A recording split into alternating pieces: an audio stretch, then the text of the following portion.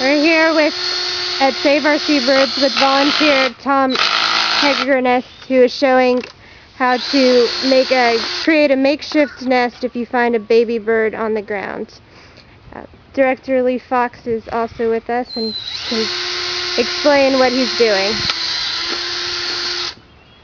Right now, Tom is making holes in a flower pot type container. You can use a round one, it doesn't have to be square. So he can put string on it or twine, so he can hang it in a tree close to where the nest and the other babies are. The mother will hear the crying of the baby and she will come down and feed it. Don't want to make it too far away. Try to hang it in the same tree or a tree directly across from it. And the baby will be taken care of by the mom. So it's important you put these birds back in the nest or back in these little makeshift nests in order for the parents to teach it how to hunt and find their own food. Mockingbirds, blue jays have to be taught where to find the food and what to eat. And it's like their college education. So it's important that they stay with the parents and not be brought into rehab. We can do a great job, but the parents do a better job. Okay. And so if it's a square container, you want 4 holes, correct? Yes. A round container needs 3? 3 holes. And what are some good containers people might have around their house Your for little nests? flower pots that you put little starting plants in your garden. Those little flower pots, the round ones, are perfect. These are more like blueberry baskets. They are fine too. The round ones make a better little nest. And if you don't have twine, what are some other structures you could use? I've used shoelaces, I've used just plain string, anything that you have that you can put through a hole, tie a knot, and hang in a tree. It doesn't have to be this nice heavy twine, but anything will do. But this is what we had.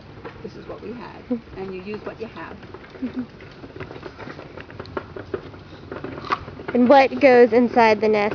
I put grass in. You have to make sure that there are holes in the bottom, so if it rains, the water flushes through, otherwise the babies will drown.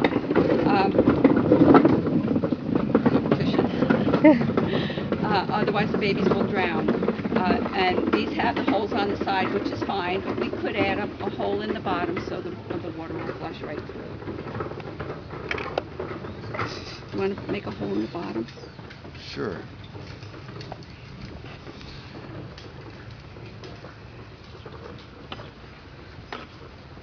One or 2 holes, maybe?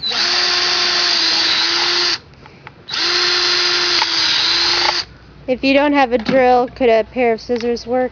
Yeah, those green flower pots are pretty thin, and you could probably get a scissor. This is a little bit thicker. Mm-hmm. I'm putting a little bit heavier lead type stuff in the very bottom.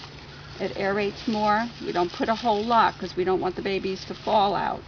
So we're just going to squish it down a little bit, and then we're going to put some softer, smaller stuff on the top to make it softer, sort of like the nest that the mom made. And then you're going to make a little bit of a hole there. I don't know if you can see it, but that's what you want to do. And then you'll set the baby right in there. Okay. And then the cheeping will attract the mom as long as it's close enough. If the nest was in this tree, you could put it in that tree if there wasn't a low enough branch. Yes. Is it challenge? Mm-hmm. Want to stand on the bench?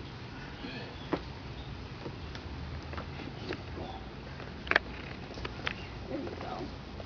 You put it on that thing. The mom will come back and forth to it. She'll probably be a little higher up, but that would attract her if she heard the baby.